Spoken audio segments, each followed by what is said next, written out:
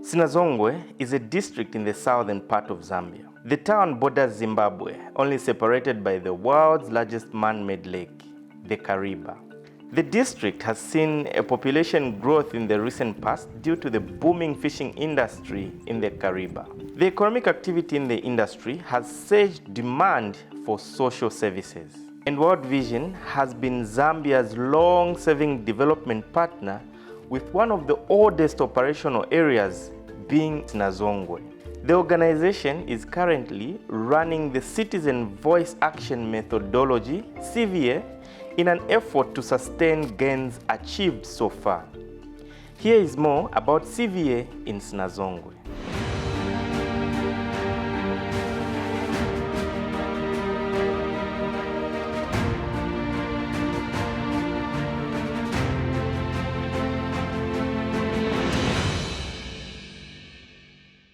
CVA is about bringing, three groups together. Here we are looking at ordinary citizens in the community. We have the part of the service providers from different ministries. Why the service providers? Because these are custodians of policies. So they are able to guide the community. Say, okay, for us to offer this service, the standard for government is this. So they create policy awareness. Then also, it brings together other government officials, such as those that are elected officials, like the member of parliament, so that when service providers and the users of the service, which are ordinary citizens, they monitor the quality of the services. Where gaps exist, the ordinary citizens, the owners in that locality, in that local community, they are able now to engage, decision makers, so that they can have answers as to why the minimum standard set by government is not being met. As World Vision, we're not only a development organization, but we are also an advocacy organization. And advocacy is one of the strongest tools that we use to ensure that there's justice for children and the communities we serve. So the model that we're using on social accountability and strengthening local level advocacy, called the Citizen Voice and Action, becomes very paramount to our programming, and no wonder you see it cut across different programming approaches in World Vision, including integrated water and sanitation, be it child protection and advocacy, or basic maternal, newborn and child health programs. So it becomes paramount to World Vision and highlights our programming, because through CVA we're able to ensure that communities are strengthened in both structures and networking mechanisms, where different stakeholders within the community can come together, be able to analyze issues that affect their development within their communities. Then by so doing, we see an improved system of governance, be it among the headmen, the general community leader structures, but also to ensure that there's improved child well-being and that people are able to respond as quickly as possible to the development needs of their communities. So it is some of these gaps that exist between the standards in the policy and what is prevailing, on the ground in the local institutions. So it is from there that now those gaps become advocacy issues for the community. So they are able now to engage different levels of governance, starting through their elected representatives at a ward level, and also going at a district level with the heads of department of different government departments. And also at the district, there you have the head of the district, like the district commissioner. Then you have an elected representative. In the district, you have the council chairperson. In bigger towns, you have got the mayor. And these are now incorporated into the district plans, and some that cannot be addressed at the district level, they are escalated to the provincial level. Yeah, I think the other time they came to engage, they came to my office, all the CVA groups in the district. Yeah, and then I allowed my chamber, the chamber for the council, that they do their meeting there, and I helped in inviting these other heads of departments. Yeah, that came into this engagement meeting. It was an interface meeting where they were telling all the heads of department. Debs was there, DC there, myself there, fisheries there, and agriculture there, you understand, eh? And so in agriculture, they presented the gaps that they have seen. In education, they presented the gaps that they have seen. Okay, and in all these other departments. And some answers, that's the good part of CVA engagement. Some answers came just right from the meeting. Like, for example, about desks. Debs told them, no, this is what we're talking about. Actually, we have 50 desks going there. So it means answers started coming. And so to me, I think that's the right way to go, where citizens are very free to engage each and every duty bearer. And then solutions together are found for their problems. Well, when we started, we were sometimes misunderstood, especially in the previous years. So they thought we were just advocating and making noise. Maybe we were even opposition people. But down the road, this time around, like the latest interface we had the DC present, the council chairperson present, and government heads of departments in the council chamber, where we presented to them the gaps we found in agriculture, in all other areas, not only education. They really appreciated, and they actually said this time around, government wants every service providing government department to be monitored by communities. And they are sitting up and appreciating very much, because there are certain places they don't frequently go, and CVA members who are dotted across the district. I think we have about over 7 community groups in Sinazongwe district, and they monitor in healthy posts, everywhere. So when we present the gaps to the duty bearers, this time around they even say, oh, we didn't know. Together with the community, we had to make some scores. We created scores where we realized a number of them were undesirable in terms of meeting standards. So we started with toilets. So we had to create 2 flushable and with showers toilets for the senior classes.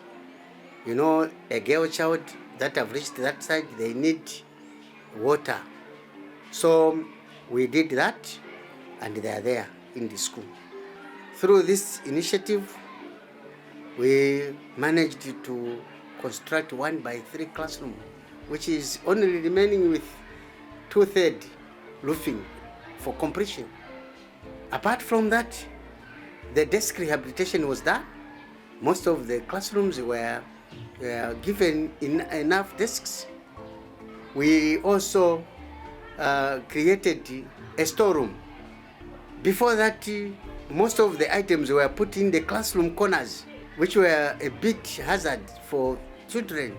We have also created what is known as student council, where children were exposed and were trained on leadership skills.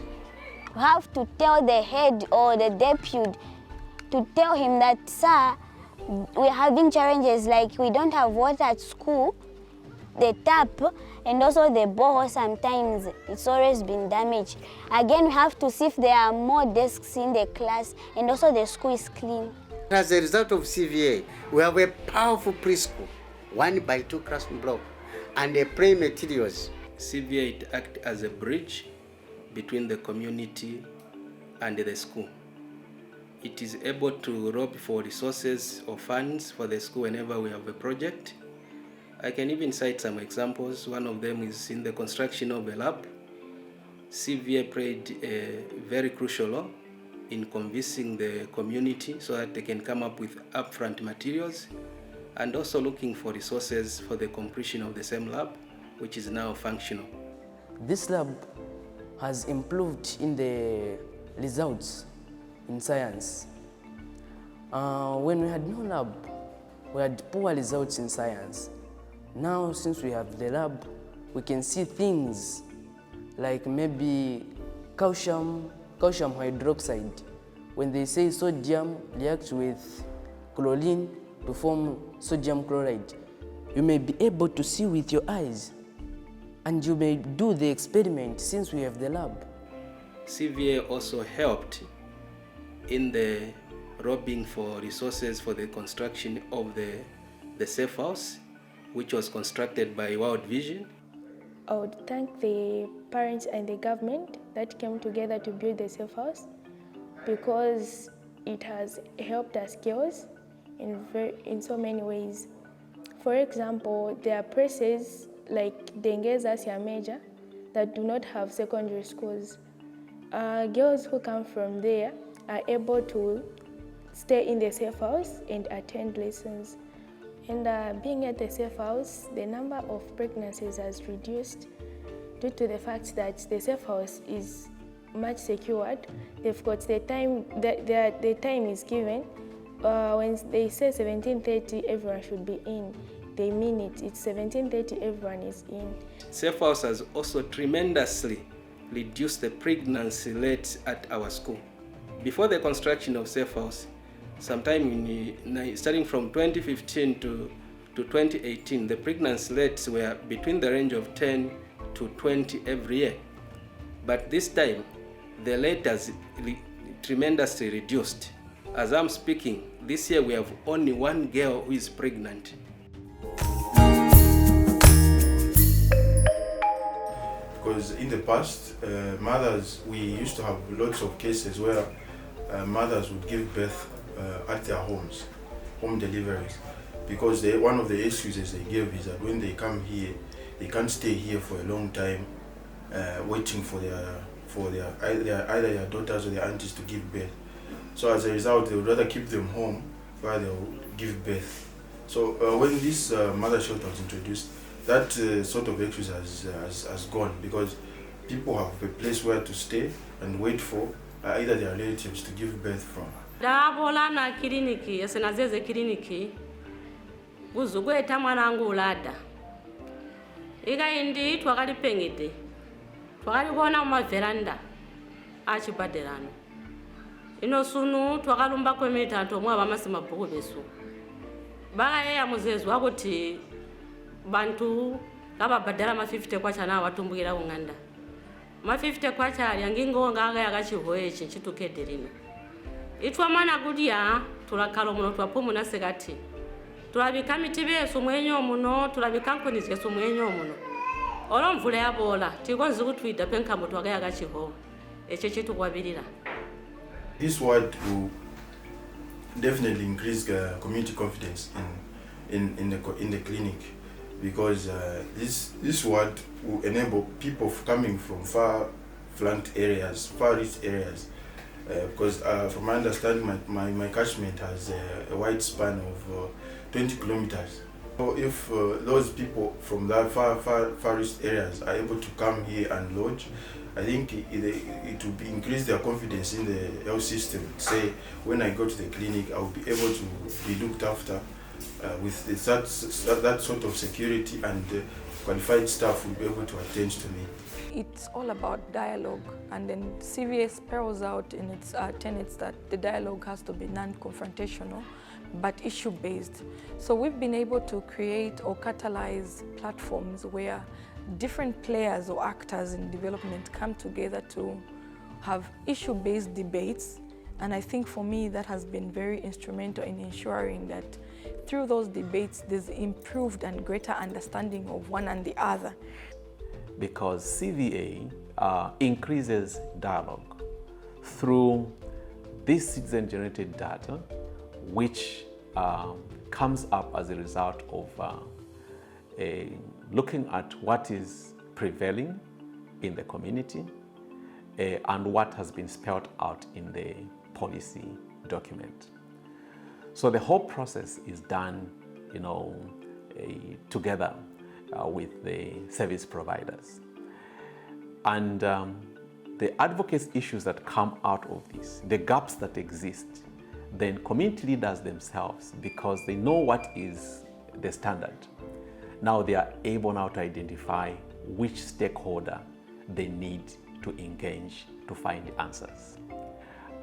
So even when World Vision as an actor, we are not there, these conversations are always there in the community, because now they are able, to identify issues together with service providers and look at which stakeholder, can come on board, to respond, or mitigate to the negative impact that gap has brought in the community. I think we are going towards desiring to have CVA registered as an NGO that will be independently operating even when World Vision is gone.